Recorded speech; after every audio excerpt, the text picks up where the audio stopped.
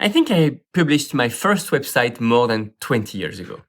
At that time, it was just a computer housed in my closet in my bedroom, running 24/7. And it was just a kind of a playroom for me to install new softwares, new plugins, etc., and to test things and to learn how to develop.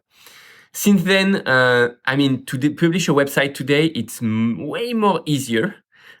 We have luckily a CMS. We have either public and open source CMS like WordPress, or we have SaaS CMS as well, which are pretty great. In today's episode, I'm going to share with you, out of my experience, what I do recommend in 2021, what technology I recommend to publish a website, because sometimes it can be a nightmare to update, to upgrade, and to have a website that is still beautiful and easy to maintain.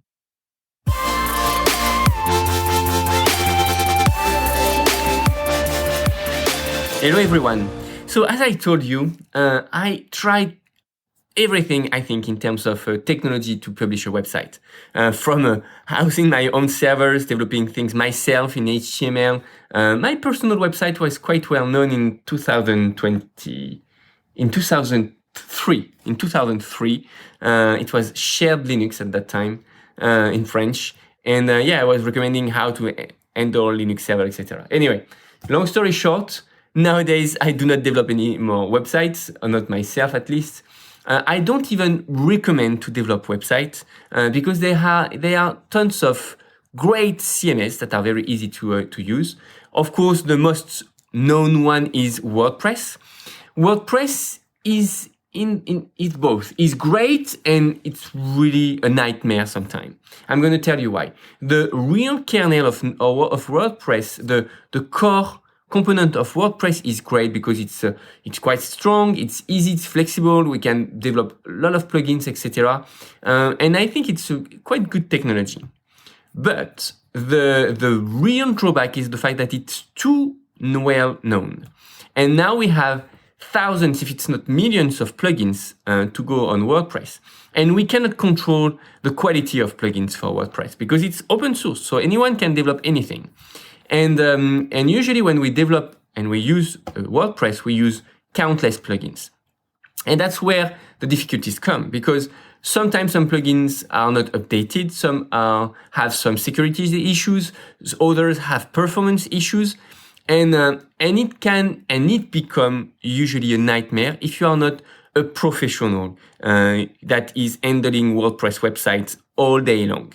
I am pretty technical. I know how to develop. I know how to house servers, etc., etc. And I hate WordPress because there are so many things, so many details. We need to read codes. Sometimes we really need to read codes to really understand how things works and why a specific plugin is very slow and why your website can be slow as well. Like last week, I talked with an entrepreneur and he reached out to me and asked, okay, what type of server should I use? Because my website is very slow. It takes 15 seconds to load.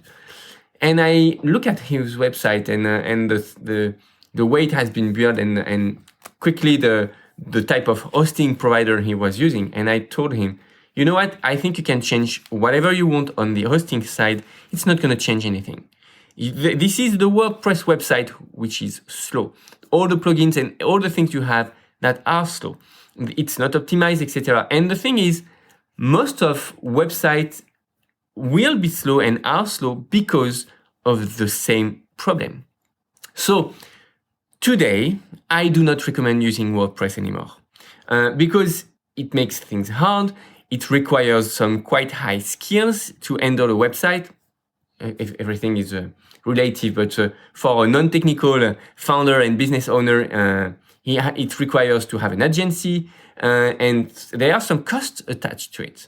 While I think there are better deal by using just SaaS CMS. And the one that I really, really like and really love is Webflow.